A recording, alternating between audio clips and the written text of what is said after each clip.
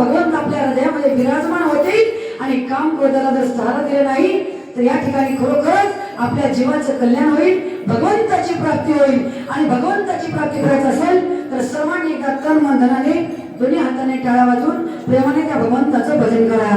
विठोबार प्रमाण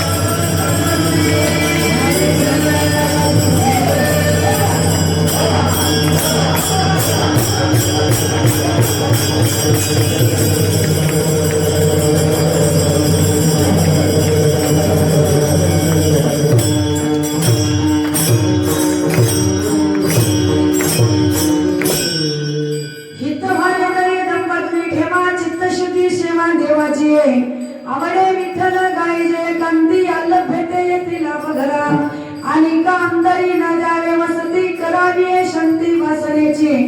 आवडे विठ्ठल गायजे कांती आलभ्यते येतील अवघरा. जीवाचं हित व्हायचं असेल तर अंतःकरण शुद्ध ठेवून भगवंताची भक्ती करा.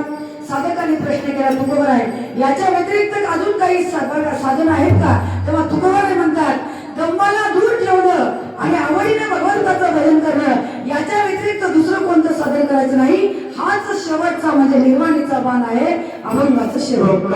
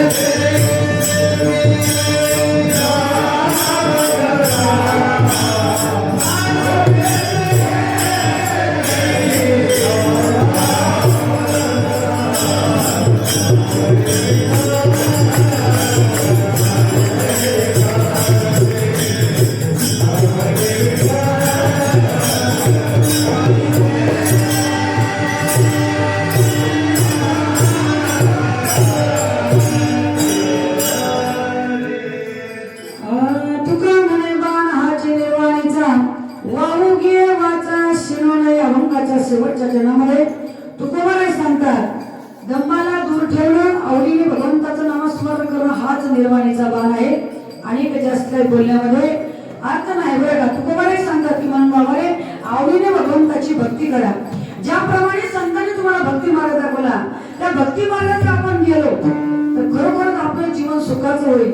मार्ग धावून गेले आधी दयानिधी संत तेनेची पण ते चालू जाता न पडे गुंता कोठे काही. संतांनी सांगितलेल्या मार्गाने आपण जर गेलो तर आपलं जीवन सुखाचं होईल, समाधानीचं होईल आणि त्याचबरोबर आपला भगवंताची प्राप्ती होईल आणि अल्लग बेलावा आपल्या घरला येतील. भगवंताच्या भक्तीबरोबरच काही सामाजिक मूल्य आपण जतन केलं पाहिजे बरं का. आपण माणूस म्हणून जन्माला आलो, माणसाने माणसाशी माणसासारखं वागा बरं का. त्याचबरोबर खरं म्हणजे भगवंताच्या भक्तीबरोबर ज्या आई वडिलांनी तुम्हाला जन्म दिला त्या आई वडिलांची सेवा करा.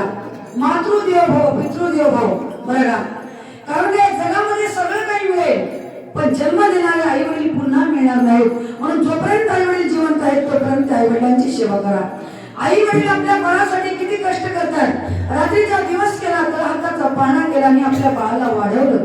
त्या आई वडिलांची सेवा करा. आई वडील किती कष्ट करतात बघा.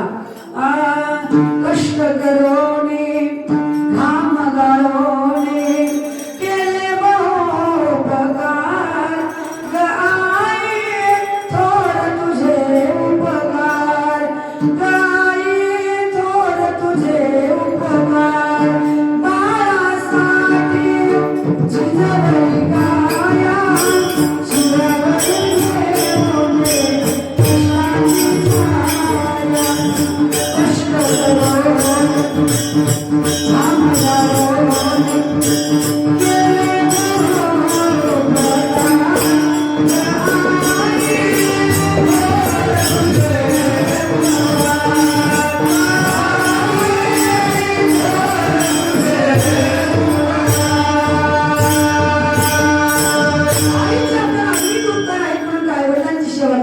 पैशाने सगळं काही मिळेल.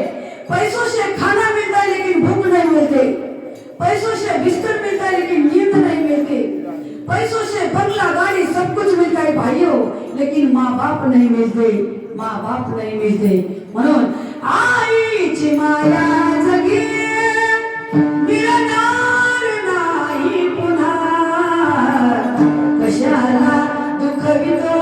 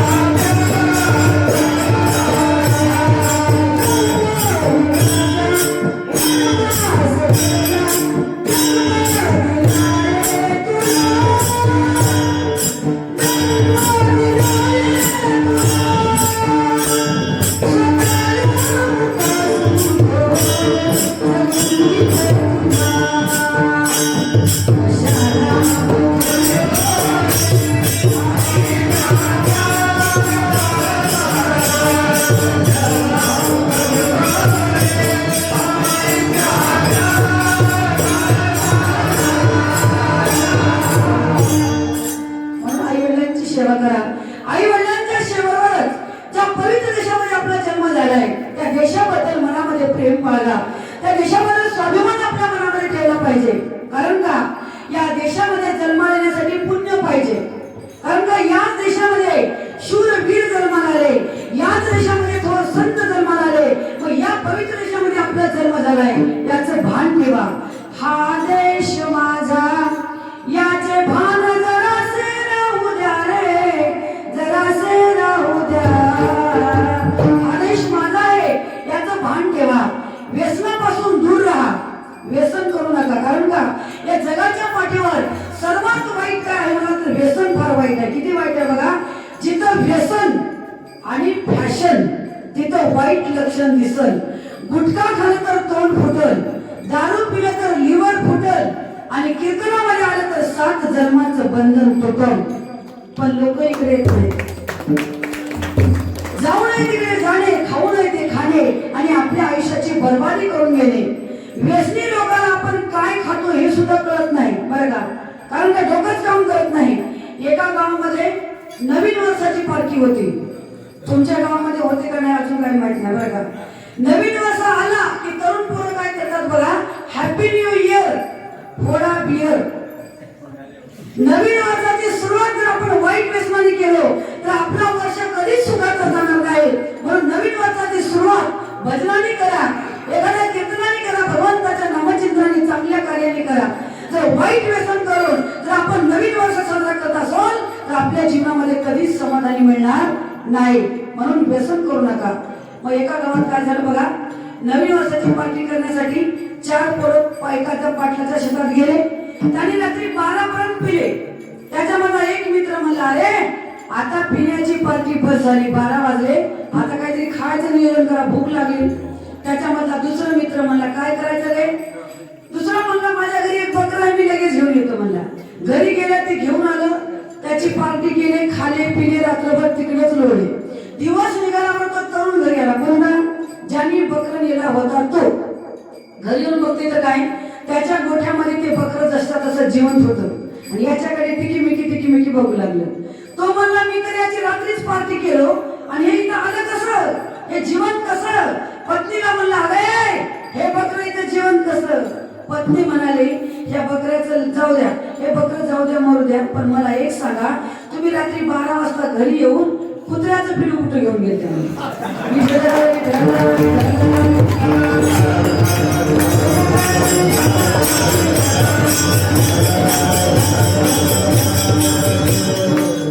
पार्टी करायची होती बकऱ्याची, झाली कुणाची, कुत्र्याची. कशामुळं, वाईट व्यसनामुळे. म्हणून व्यसनी लोकांचं डोकं काम करत नाही. व्यसनी लोकांची संगत सुद्धा करायची नाही. एखाद्या वादकाची संगत करा, तुम्ही 100% वादक व्हाल. एखाद्या गायकाची संगत करा, तुम्ही 100% गायक व्हाल. आणि एखाद्या दारुड्याची संगत केलं तर तुम्ही 100% दारुडे व्हाल. मग संगत कुणाची करायचं, संतन के संग लागे.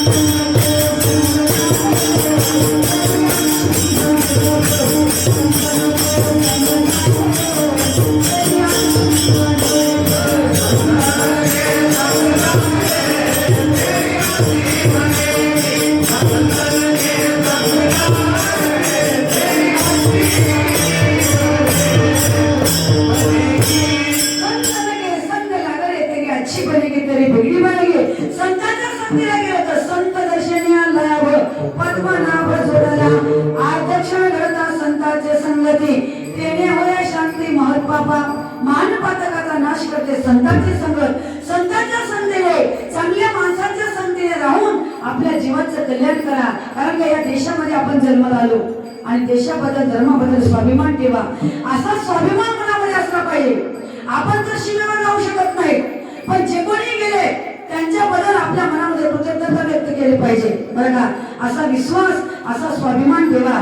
तू मेरा कर्मा, तू मेरा धर्मा, तू मेरा अभिमान है, हे वतन महबूब मेरे, तुझ पे दिल कुर्बान है.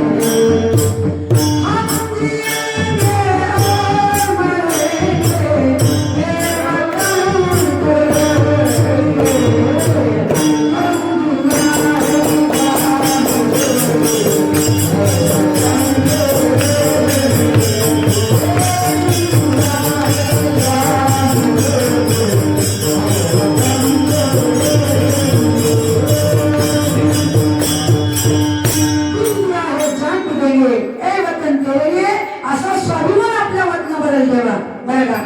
आणि त्याचबरोबर मुलींना कमी समजू नका. मुलीला जन्मा मुलाचं समान, वाचवा मुलीचा प्राण. स्त्री हीच आहे भारतीय संस्कृतीची शान. स्त्रीच्याच पोटी जन्माला येते श्रीकृष्ण भगवान. मुलींना कमी समजू नका. कारण का या जगामध्ये ज्यांना स्त्रीची किंमत कळली तो जगात मोठा झाला बरं का. आणि ज्या घरामध्ये नारीचा सन्मान होते त्या घरामध्ये 33 कोटी देव नांदायला येतात. आणि ज्या घरामध्ये बाईचा वारंवार अपमान होत असेल तर त्या घरामध्ये लक्ष्मी कधीच राहत नाही. म्हणून यत्र नारी असतो पूजनते तत्र देवता. नारीचा सन्मान करायला शिका. आणि महिला मंडळ, तुम्ही तुमच्या मुलांना योग्य संस्कार द्या. जर आपला मुलगा धार्मिक कार्याकडे गेला तर लोक म्हणतील कुळी कन्या पुत्र होते जे सात्विक, तयाचा हरिक वाटे देवा. त्या धार्मिक मुलाचा हर्ष भगवंताला वाटत असतो. म्हणून आपल्या मुलांना संस्कार योग्य द्या. कधी एकदा का आपला मुलगा 22,000 टोनका झाला की तो आपल्या हातात येणार नाही. जेव्हा मुलगा लहान आहे त्यांना हरिपाठ शिकवा बरं का. खरं तर मुलांना संस्कार गरोदरपणामध्ये आईने दिलं पाहिजे. पण आजकालच्या मावल्या उठल्याबरोबर टीव्ही समोर बसतात. खरं सांगू का महिला मंडळ, जर आईनं गरोदरपणी सैराट बघितला तर तिच्या पोटी गैराट मुलगा जन्माशिवाय राहणार नाही. म्हणून महिला मंडळ एक काम करा, रामकृष्णारी नामाचा उच्चार राहू द्या तुमच्या ओठाला. गरोदरपणामध्ये गाण्याचा स्पर्श होऊ द्या तुमच्या हाताच्या बोटाला. देहूचे तुक मला येतील तुमच्या पोटाला बरं का. आज संत जन्माला येणार आहेत, शूरवीर जन्माला येणार आहेत. पण जन्माला येण्यासाठी आई अगोदर या ठिकाणी चांगले संस्कार देणारी पाहिजे.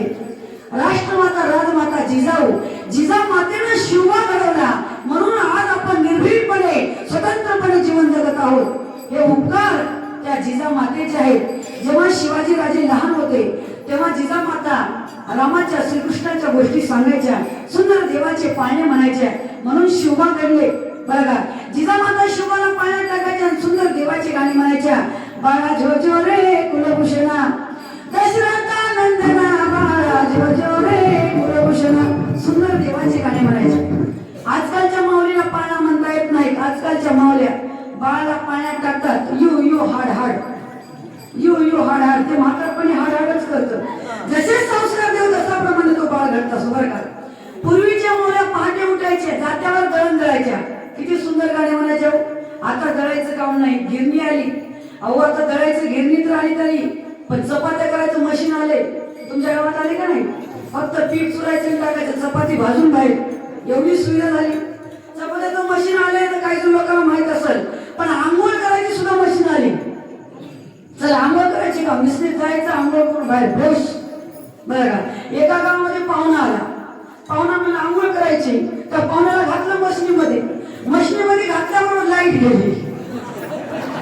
पाहुणा मध्येच कसं तरी ज्यांचं अंग आहे त्या पाहुण्याला बाहेर काढलं बरं का. तो पाहुणा म्हणला आता नदीवर आंघोळ करीन पण तुमच्या मशनीत. एवढ्या सुविधा निघाल्या, दळायचं तर कामच नाही. पूर्वी मावल्या पहाटे उठायच्या, जात्यावर दळण द्यायच्या. किती सुंदर गाणी म्हणायच्या. वाटच्या रे वाट सरा, काय बघतो खेड्यात, पंढरीचा पांडुरंग माझ्या भावाच्या वाड्यात. सुंदर देवाची गाणी म्हणायच्या. आताच्या बायकाला दळायचं काम नाही, त्यांना गाणी बी येत नाहीत. आताची एक माऊली दळायला बसली, ती गाणं म्हणते. कोणतं गाणं म्हणते बघा. लिंबाच्या झाडाखाली भाऊ माझा दारू काढी, पण गेल्यानं केली चाडी, आली पोलिसाची गाडी. बरं असे जर गाणे म्हणलं तर म्हणणाऱ्याचंही कल्याण नाही आणि ऐकण्याचं कल्याण नाही. आपल्या गीताने आपल्या गाण्याने तो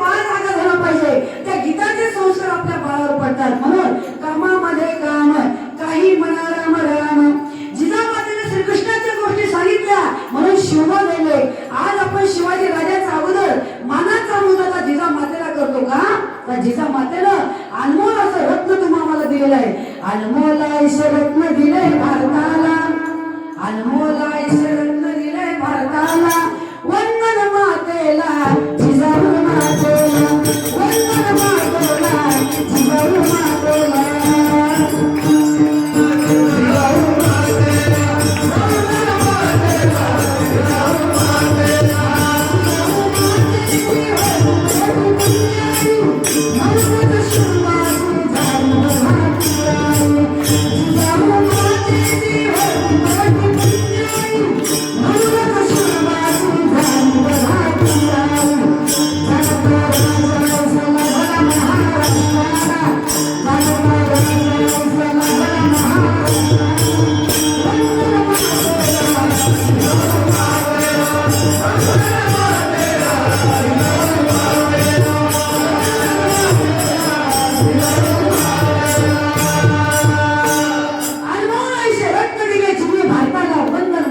जिजाऊ मातेला.